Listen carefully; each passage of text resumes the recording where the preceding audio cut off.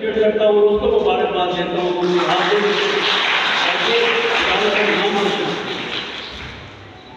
میں آپ کو بتاؤں کہ ہم لوگ کے مبارکباد میرے پیرنٹس کو بھی مبارکباد دینی ہے، دے دیتا ہوں ابھی.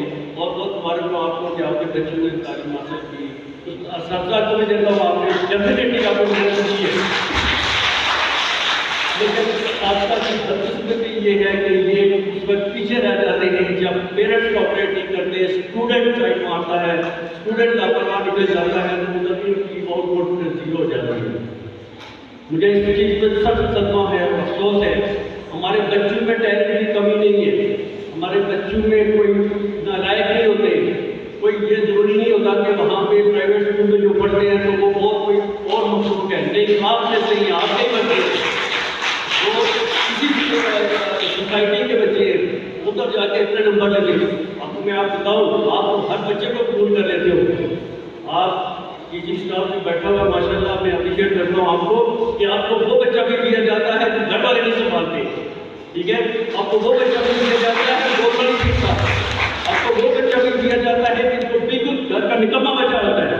لیکن وہ بچے ٹیسٹ لیتے ہیں، پرائیویٹ اسکول ٹیسٹ لیتے ہیں پہلے، اس کے بعد بچے کو انٹر کرتے ہیں.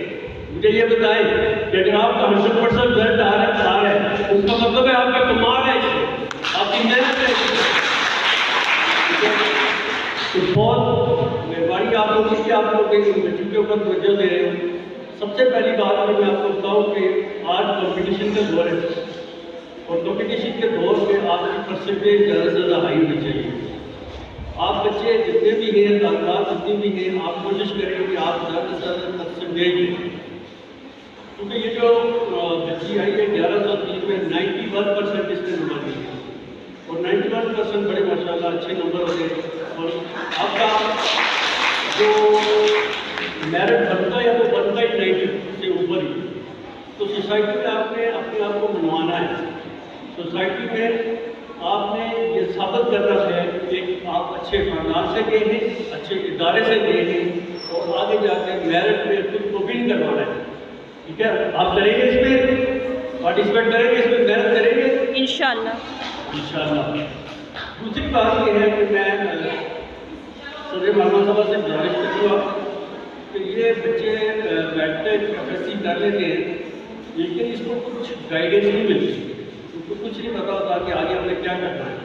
تو ان کو کہیں اگر ایک بچی ہے وہ بایو رکھتی ہے، اس کا ارادہ ہے کہ وہ میڈیکل میں جانا چاہتی ہے، تو آپ کم از کم اس کو اتنی ایک ڈائریکشن دے دیں کہ اس کا کرائٹیریا کیا ہے. اور جو بچے سلیکٹ لاسٹ ٹائم ہوئے ہیں ان کا میرٹ کیا تھا، ان نے کتنے نمبر لیے تھے، اور کس چیز پہ ان کا فوکس تھا، جنرل نالج کتنا تھا ان کا، سلیبس کیا تھا. یہ جنرل ہمارے پاس پیریڈ کے 5-7 منٹ ہوتے ہی کہ ہم ان کو سکھا سکیں. تو ہے بہت ہی اسپیڈ میں تبدیل ہو رہی ہے. تو میں اپنی طرف سے ذرا آپ کو 10,000 کا اعلان کرتا ہوں کہ آپ کو میرے بچے بھی بہت شکریہ.